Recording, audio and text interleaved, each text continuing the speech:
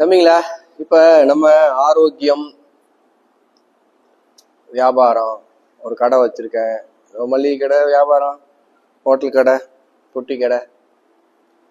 அப்புறம் ஆரோக்கியம் வெயிட் குறைக்கணும், என்னுடைய ஹெல்த் இம்ப்ரூவ் பண்ணணும். இந்த மாதிரி நமக்கு அவங்கவுங்க சூழ்நிலைக்கு தகுந்த மாதிரி இப்போ கரண்ட்ல ஒரு சில விஷயம் போயிட்டு இருக்கோம்.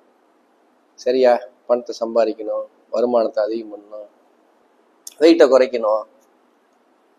அந்த மாதிரி ஏதோ உங்களுக்கு வயிறு பிரச்சனை, மூட்டு பிரச்சனை, இன்னைக்கெல்லாம் பிரச்சனைக்கா பஞ்சனம், ஏகப்பட்டது ஓடிட்டு இருக்குது ஆரோக்கியம் சம்பந்தமா. இந்த மாதிரி ஸோ இது எல்லாத்துலேயுமே நம்ம என்ன பண்ணணும்னா, நமக்கு மைண்ட் என்ன சொல்லும் அப்படின்னா, இது எனக்கு சீக்கிரம் சரியாகணும்,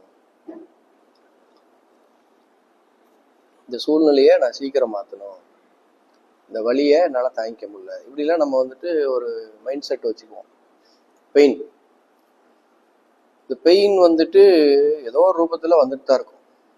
ஆனால் அந்த பெயின் நம்ம அக்செப்ட் பண்ணி அந்த ப்ராசஸ்னா நம்ம மைண்ட் என்ன சொல்லும், உடனே எனக்கு ரிசல்ட் வேணும். நான் கொஞ்சம் ஒரு 5 கிலோ வெயிட் குறைக்கணும்னா 5 கிலோ வெயிட் குறைக்கிறதுக்கு மினிமம் ஒரு மாதம் அல்லது 2 மாதம் ஆகும். ஆனால் நமக்கு மைண்ட் என்ன சொல்லும், சீக்கிரம் குறைச்சிக்கிட்டா பரவாயில்லையே. வெயிட் மிஷின் ஏறி அதை மிதிக்கிறது, பாத்ரூம் போனால் பார்க்கறது வெயிட்டு, சாப்பிட்டா பார்க்கறது, தூங்கு எந்திரிச்சா பார்க்கறது, 10 தடவை 15 தடவை வெயிட் மிஷின் மிதிக்கிறாள்லாம் இருக்காங்க.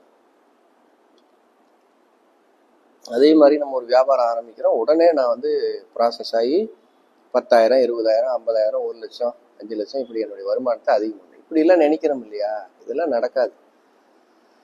எல்லாத்துக்குமே it will take time, process. அந்த ப்ராசஸ் நம்ம என்ஜாய் பண்ணிட்டு இருக்கணும்.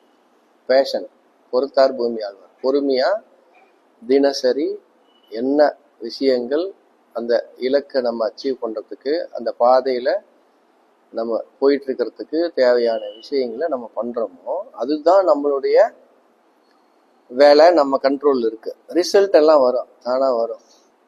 ப்ராசஸ் என்ஜாய் பண்ணுங்க. பெயின்ஃபுல்லா இருக்கும், அக்செப்ட் பண்ணுங்க. இப்போதைக்கு நீங்க அந்த பெயின் அக்செப்ட் பண்ணா பின்னாடி அது உங்களுக்கு கெயின் ஆகும். ஸோ ப்ராசஸ் பண்ணிட்டு ஸ்டெப் பை ஸ்டெப்பா ஆமாம் வேகத்தில் போனாலும் போய் சேர்ந்துடலாம். ஆன் ரோடில் இருக்குமா, ஆஃப் ரோடில் இருக்குமா? ஆன் ரோடுனா நமக்கு ஒரு டெஸ்டினேஷன் தெரியுது, அதை நோக்கி நம்ம பயணம் இருக்கா, இல்லை கவனிச்சதுல இங்கே டிஸ்ட்ராக்ட் ஆகிட்டோமா? இந்த மாதிரி விஷயங்களை பார்த்துட்டு ஆன் ரோடில் போயிட்டுருக்கு. ப்ராசஸ் போய் டெஸ்டினேஷனில் விட்டுரும்.